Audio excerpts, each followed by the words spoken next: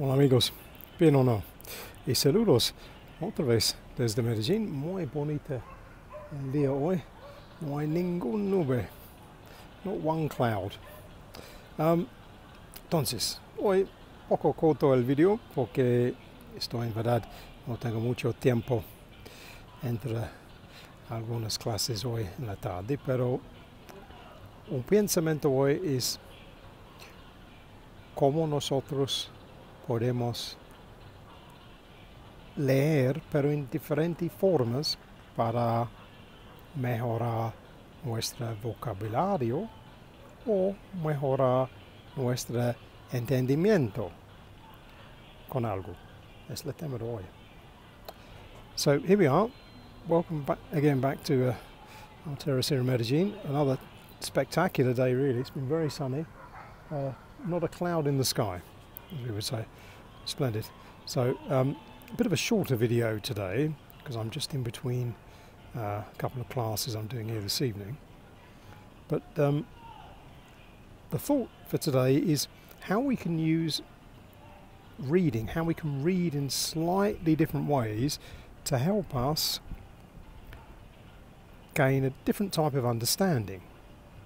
So we can read in a more focused way, perhaps just to look for new vocabulary, rather like we're trying to translate what we're reading to help us improve our understanding, perhaps certainly the vocabulary and maybe some of the grammar. But another way we can read things is to read more generally, to get a general sense or let's say a bigger picture of a particular topic. And this way can be quite an interesting way of just improving our understanding of new thoughts generally, and it can help us improve our understanding and also our expression in the new language, because it encourages us to read more. If we're just going to read for, let's say, for translation, it's very focused, that's a very disciplined kind of approach, and we have to concentrate very hard. So maybe we're not reading more than a couple of pages, because really that's all we got time to do while we're translating it.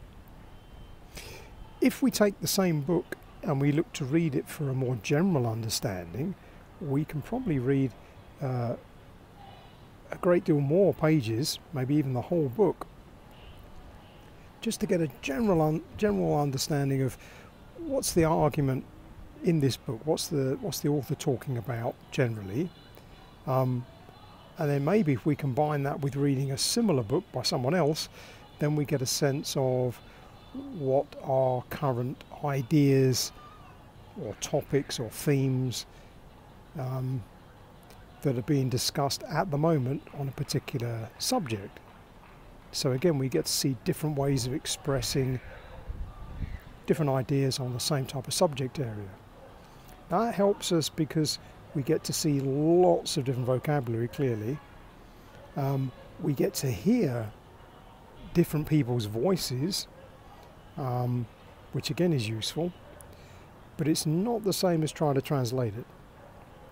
Perhaps the best we can do after we've read a book in that way is to give a summary of what the person said, and that's also useful because if we think about it, sometimes when we're with new people and we're talking about a particular topic, a lot of what we're doing, we're listening to them tell us about their ideas, their opinions,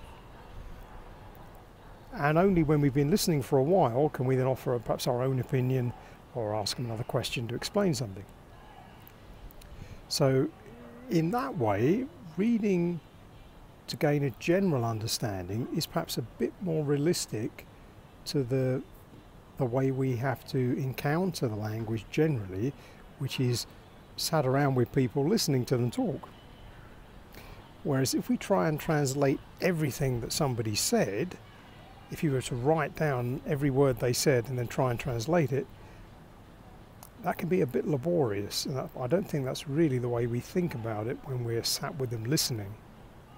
So that's my thought for the day.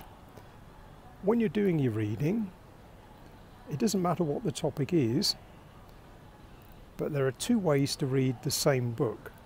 So one is just looking for new words and maybe practicing, see if you can translate it, see if you've really understood how that grammar works perhaps, but that's quite technical. The other way, which I have to admit personally I think is a bit more useful, is just to read as much of the book as you can. Don't get too stuck on what's that word mean, that word mean. Keep reading, let the author develop his argument, and when you've read maybe like a whole chapter or so, then think quickly, okay, so how would I summarise that? How can I briefly explain that to my neighbour? You know, what's that thing, that chapter about? And by doing it that way, you're getting to see a lot more new words, but also I think it's a more realistic example of how we generally understand the language in real life, shall we say, because it's more like when you're sat with your friends listening to them talk about things and you're trying to understand what's this conversation about. So there we go, that's the thought for the day. Hope you find that one useful. Déjame saber en los comentarios. And from Medellin, just before the sun goes down, I'll say cheerio for now.